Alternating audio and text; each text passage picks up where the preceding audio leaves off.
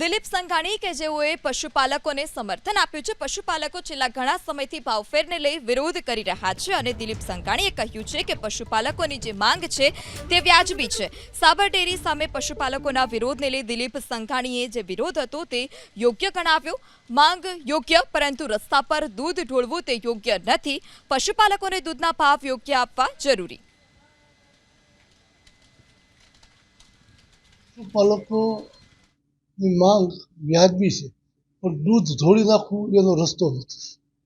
કોઈ પણ કુદરતી જણસ દૂધ હોય કે કૃષિ ઉત્પાદન હોય એને રોડ પર વેડફી નાખવું, ધોળી નાખવું એ યોગ્ય નથી। એને યોગ્ય શિક્ષણ પણ આપવું જોઈએ અને યોગ્ય ભાવ મળે, એમને પોસાય એવા ભાવ મળે એ આપવા જરૂરી છે। કારણ કે જે મહેનત કરી રહ્યા છે, જે પશુપાલન વ્યવસાય સાથે હોય એને જ ખબર પડે દૂધની કિંમત ભાવ વધી ગયા એની વાતો કરીએ છીએ। પાન મસાલોથી માંડીને પિક્ચર, માંડીને બાકી સિરિયલ, મોબાઈલ, એમાં આવતી એના જે ભાવ વધારે છે એની કોઈ ચર્ચાઓ નહીં કરીએ।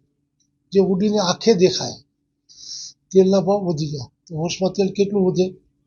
200-500 રૂપિયાથી વધારે નથી। મસાલા વધે તો 1000માં વધી જાય છે, આપણે રોજના 5-10 મસાલા ખાતા હોઈએ। તો આ બધી કમ્પેરિઝન મને લાગે છે મીડિયાએ પણ આમાં અગ્રેસર લઈને ખેડૂતો, પશુપાલકો, જરૂરિયાતમંદ લોકો આ બધાની બેલેન્સમાં સાચું શું હોઈ શકે એનું સર્વે કરીને લોકો સમક્ષ મૂકીએ તો અસંતોષ એટલે સંતોષની દિશાઓ રચનાત્મક રીતે અનુભવાય।